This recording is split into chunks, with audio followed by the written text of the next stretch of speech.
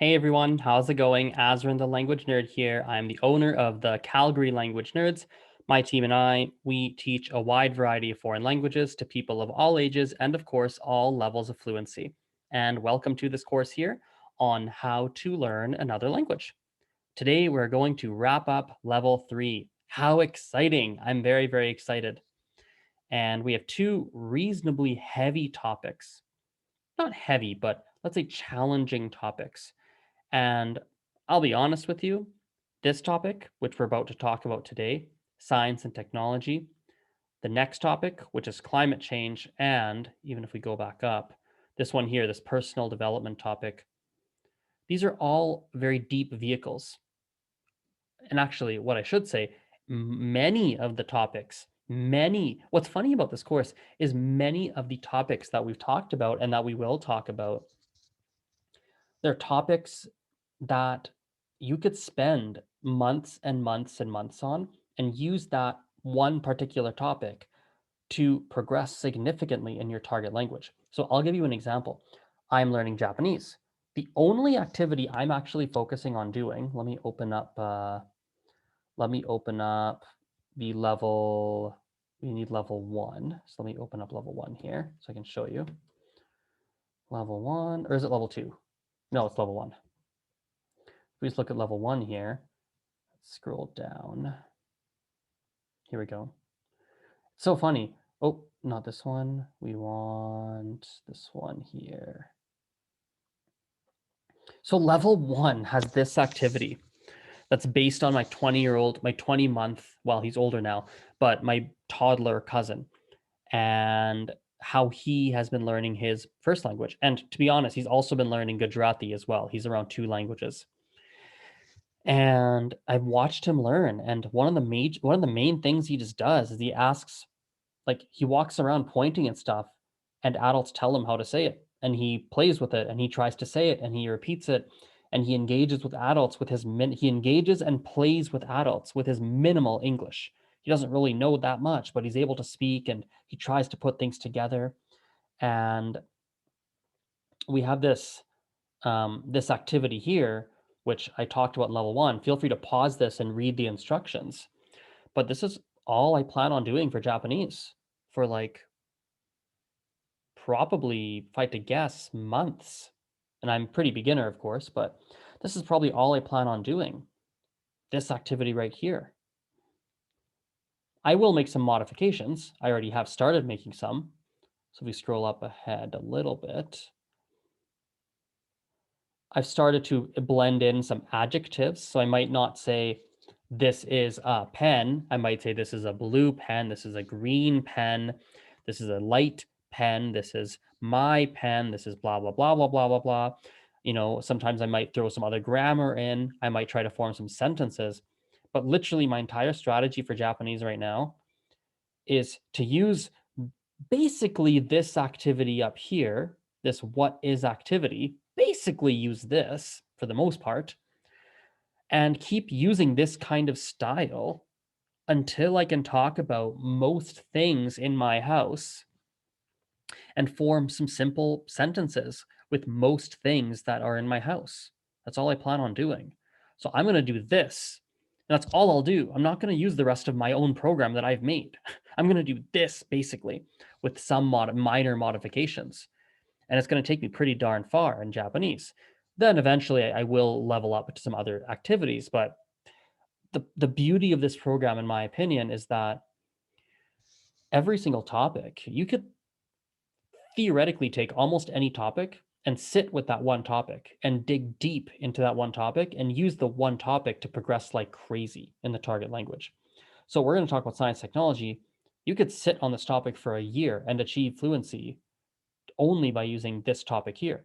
You can read articles about science and technology. You can watch videos about science and technology.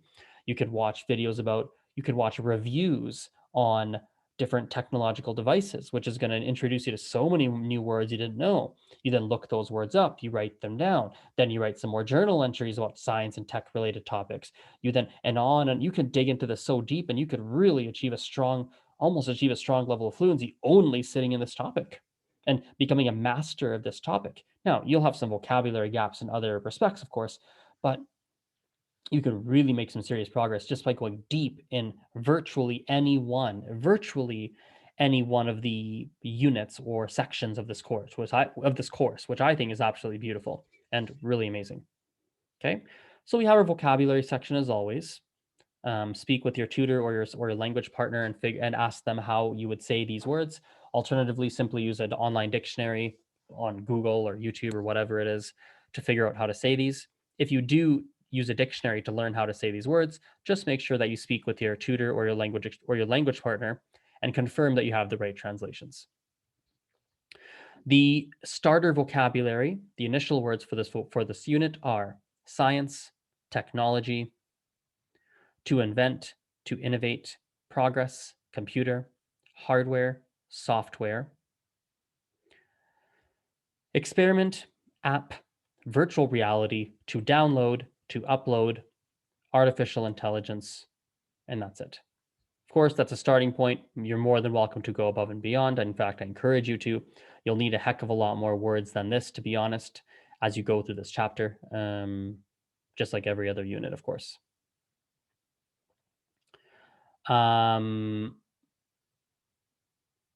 Yeah, let's keep going. I had a thought, but I'll say it later.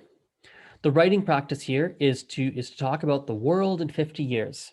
You're going to write a detailed journal entry of what the world will be like in 50 to 100 years, in your opinion. What new technologies will be invented? How will we communicate? Will robots have taken over the world by that time? Use your imagination and creativity. And as per every writing assignment, make sure you get it corrected. Get it corrected by your speaking partner or your tutor, whoever. Get it corrected. Make sure it's right. Ask any questions on why things are wrong, why they're right, etc. Make sure you do that too. For the speaking practice, we have the same topic, the world in 50 years. You're basically going to talk about the same writing topic with your tutor or your speaking partner. Not that complex. This is not rocket science, pun intended. This one's reasonably straightforward. Our video practice is watching some videos about technology. So you're going to go into YouTube, you're going to search future technology in your target language, and you're going to watch one or two videos, really as many as you want. You might go super deep into this, just like you could do in any unit here. Watch one or two videos or more in your target language about that topic. As usual, you're going to write down 10 to 20 timestamps for words and phrases you didn't quite understand, and ask your tutor or language partner for help understanding what was said.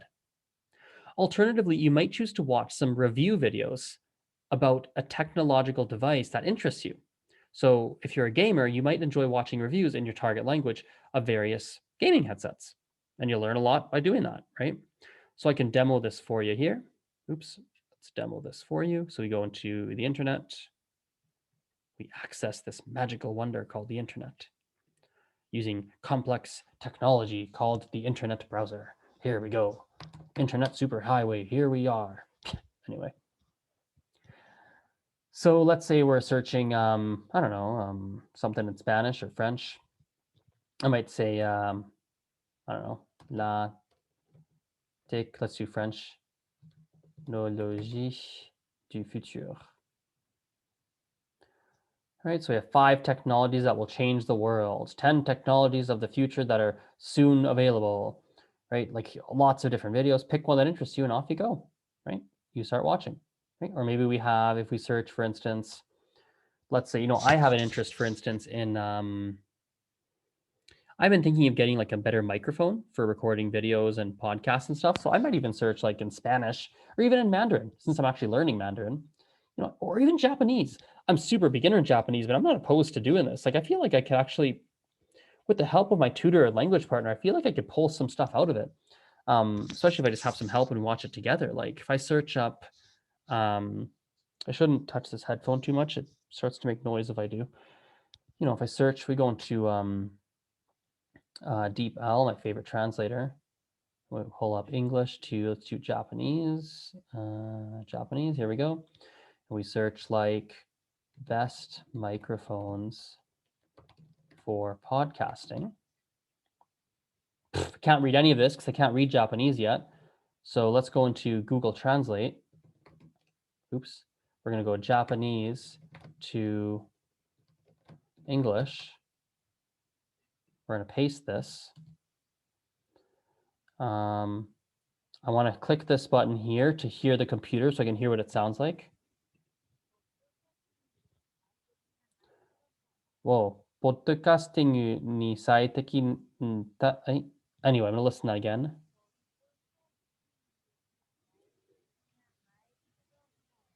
You guys can't hear it because my headphones are in, but let me do it one more time. So notice what I'm doing. I'm actually demonstrating how to learn here. Like I'm listening to the computer say that sentence over and over and over, right? And I'm going to actually even see, like, what if I want to see what these mean. Like if I just cut this out, oops, if I just cut out the second half, like what does the first part mean? How do I do that? Cut, just this. Why does it keep doing that? Okay, let's just delete this. Why can't I just delete individual like words? There we go. Okay, so this is, I went too far. Okay, so this is the word for podcasting. That's cool. So I might write that down. So what I'm demonstrating here is like what you might do. You have to be inquisitive. You see a sentence, you're like, what's happening here? What word means what? How do they structure it? Ask lots of questions and try to analyze what's happening. So I would spend 10 minutes looking at the sentence and just analyzing how the sentence is structured, trying to maybe write some sentences using these words. Next, we're going to go on YouTube. We're going to paste that rather. And look at that, lots of videos. This guy, I can't read this, but this guy's clearly comparing microphones. And I might watch this video, right? And I might learn something about something I'm genuinely curious about in my target language. So that's really cool. I'm a big fan of doing that. Use your target language to do something practical, to actually accomplish something practical. Do that. It's a really good idea. Okay, let's scroll down and let's go to the final chapter of level 3, which is climate change. Whew, what a heavy topic. Or actually, what a hot topic. Pun intended. He. Obviously, we all want to make sure the Earth continues to exist for the long term. And so this will be an interesting topic for you to dive further into. And now we're really getting into some of those harder, the more advanced language. Like once you hit level 4, level 5 of this program, we really start to get more academic, more professional, deeper topics. A lot of these topics might be on, for instance, like any kind of official level test you take. So you might think to yourself, whoa, Azren, climate change, it's so advanced. Why? Well, we're getting up to that level, guys. We're getting to a point where you need to be able to talk about these things, right? So it gets important. The higher you go, the deeper the kinds of topics you need to be able to talk about, be able to talk about religion and politics and climate change and education reform and economics, and all these different topics become really, really important, right? Writing essays, and so it starts to get more advanced from here, guys. So as always, you'll book a lesson with your tutor or speaking partner, and you'll label these pictures below. You'll translate them into your target language, and make sure you practice your pronunciation. The words we have here are climate, planet, clean energy, solar energy, hydroelectric energy, fossil fuel, oil and gas industry, global warming. Oh, that's it. It's a pretty short list. There's a lot more that I think would be on this list, but I've given a pretty short starter list of words for this one. But please go above and beyond what I've given you. The writing practice is a really interesting journal topic. Write a detailed journal entry answering this question. Do you think future generations will have the ability to reverse global warming? Explain your answer. Look up the words you don't know how to say in a dictionary, or ask your tutor or speaking partner how to say them. This might take you time, but do your best. Like really put your heart and soul into this and try to write the best piece of writing you can with the knowledge you have, and get it corrected afterwards. The speaking practice is the same topic as the writing topic. Same speaking practice. You'll discuss this with your tutor or language partner. So you can breeze by that pretty quickly. The video practice is, I was just saying it a second ago, I'm a big fan of using another language as a tool to learn something new that you didn't actually know before. use it for something practical. So why not actually learn about climate change? Learn something new, add some information to your brain. The coolest thing about language learning is it gives you a real opportunity to expand your horizons beyond simply learning a language. So I'm a big fan of this kind of thing. So let's actually learn about climate change. Watch a couple of documentaries or videos from a credible source about climate change. As always, you're going to write down 10 to 20 timestamps you didn't understand in the video and ask your tutor or language partner to help you understand. For all of these listening practices up until this point, I haven't actually said it until now, but for all of them, you may turn on English subtitles. That is more than okay. You may turn on English subtitles. And guess what, guys? We are now at the end of level 3. You did it. Now, let's talk about a few final things that are important before we wrap up level 3. So don't quite close the video yet. Number 1, this is the time to do a comprehensive review.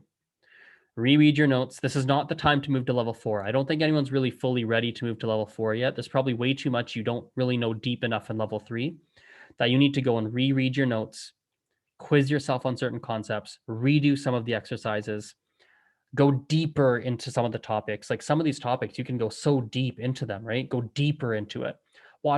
Instead of watching, for example, a couple of documentaries or videos, watch 10. Go deeper into it, right? Go deeper into these topics. You're going to quiz yourself, go deeper into certain topics, revisit any difficult concepts that you skipped or didn't fully understand, right? Try to learn them again with a fresh mind. So do this comprehensive review and take your time. Additionally, I want to remind you that at the end of each unit, don't forget you have this checklist that you must complete at the end of each unit. Do this every time. This is probably the most important part of every single unit in this course. So pause the video, read these, make sure you do this at the end of each unit, not at the end of each level, right? Here we have the end of level 3. I mean, end of each unit, you do that checklist. And this is an important milestone because let me share my screen on a different window here. Here we go. So if we scroll to the bottom here, where you're going to wrap up level 3 right now. This is a huge milestone because this is the end of the line for many of you. This is the end of your language learning journey for many of you. Because once you really have a good grasp on level 3, you can talk about things in the present. You can talk about things in the past. You can talk about things in the future. You've done all the exercises. You've gone in depth on a lot of the topics I gave you. You've done all the speaking practice. You've been doing your listening practice. You know your alphabet. You can read. You can write. You have a okay grasp on grammar. You've been inquisitive this whole time. You've been very diligent. Once you pass this level, many of you are not going to need to go any further because levels 4, 5, and 6 get more academic, deeper. There's an extra emphasis on reading. Often for levels 4, 5, and 6, these are things you would need if you're going to emigrate to another country, and you have to pass some form of official government test to prove your level. This is for people that want to go study abroad in a university and they have to demonstrate their level. Level 4, 5, 6. Well, it's funny, even level 3, you might even be able to go work in a company with that kind of level, depending on what requirements they have. The cool thing of level 3 is if you've really successfully gotten to level 3 and you really have it, even if you have to go, for instance, apply for a job in a specific field that you don't know a lot about, you now have the skills. You know how to learn a language. You've gotten good at learning a language and you know how to go learn that topic. So if you're going to go work in a nursing field, there hasn't been a nursing unit in the course. There just hasn't been, right? But you now know what steps to follow to go learn about nursing vocabulary. You know everything you have to do. You can probably figure out what video practice do I do? What writing practice do I do? Okay, what vocabulary do I have to know? Okay, I better book a time with my speaking partner. You've got this habits drilled into you. So you can become kind of an independent language learner. So this is the most important level. Most people just need to get to level 3 and then the rest gets a lot easier or you don't need to go further. So this is a huge benchmark, guys, huge benchmark. A really, really big one. I often view like one way to view it is like level well, it's actually not true. It's a big benchmark, and level 4, 5, and 6, many of you, of course, are going to go on to level 4, 5, and 6, and you'll want to, you're interested, you need it, etc. But a lot of you just won't need it. And level 3 is it, and you've made it. Give you a high five. Hallelujah. So congratulations. Okay, guys, I'll see you in level 4. I'm Azren the Language Nerd, owner of the Calgary Language Nerds. My team and I, we're very good at it, by the way. We teach a wide variety of foreign languages to people of all ages and all levels of fluency. I would really appreciate it if you looked into our services and worked with someone on my team. We're really good at what we do. Or at a minimum, share this course with someone else, help my business grow, give me some extra exposure here. Leave us a donation. You can donate to our business as well for the free services we provide. There's a link at the very bottom of azrenthelanguagenerd.com/free course. You'll see a link there. So anyway, have a great rest of your morning, afternoon, day, whatever it is for you, evening, and we'll chat later. Bye for now.